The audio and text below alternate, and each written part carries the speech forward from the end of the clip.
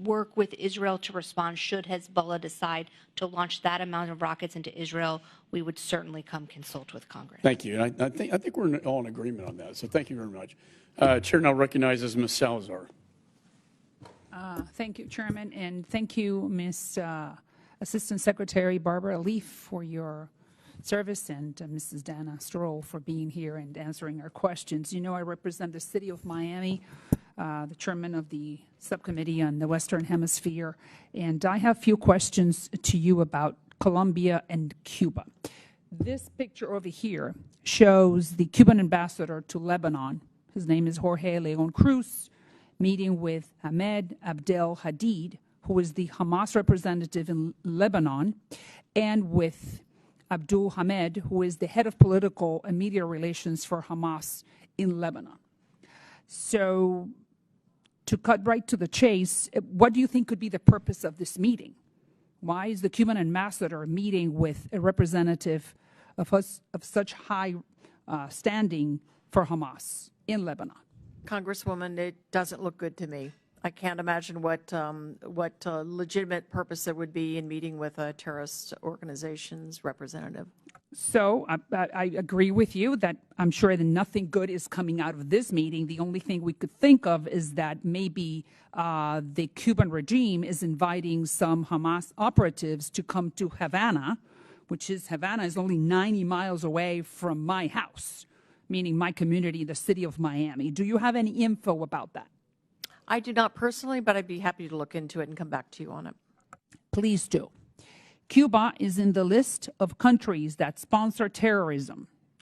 And we know that the Biden administration has been thinking, or some of the representatives of the Biden administration they have been within the State Department. They have been talking about the possibility of removing Cuba from that list of states that sponsor terrorism. Could you send the message to your colleagues that maybe after something like this, Cuba should remain on that list? I'd be happy to take that back. And what do you think about that? Quite frankly, I have not been following this issue in terms of Cuba, so I don't have an opinion on it, but I'd be happy to take this back to my colleagues. All right. Now let's go to Colombia. Let me go to the other one. Petro, the president of Colombia, has been, throughout his time in office, he has been talking about Hamas, and one of the comments, and I'm just being pretty rigorous, he compared the Jews to the Nazis at one point. A few days ago, President Petro compared Gaza to Auschwitz. A few weeks ago, he recalled the Colombian ambassador in Israel. So the question is, how does the State Department interprets these comments, actions from the Colombian president? Well, I can speak to it here in the sense that this is obviously an appalling set of comparisons. Misusing misusing the notion of the Holocaust to compare it to what is going on right now is really beyond the pale. You know, the State Department has treated the President of Colombia with a lot of deference, and so has the White House.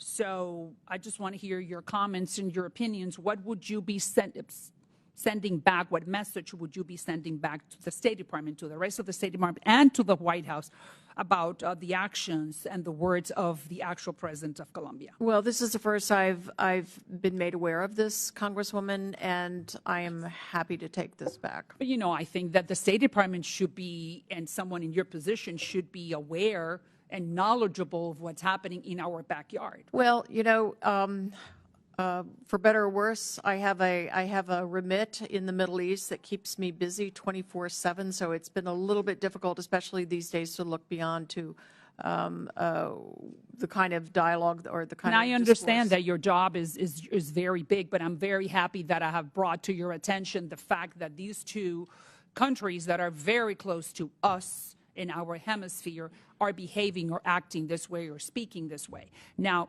that's the last question. How concerning is it to the State Department that these two governments, Cuba and Colombia, in our backyard, 90 miles away from Miami.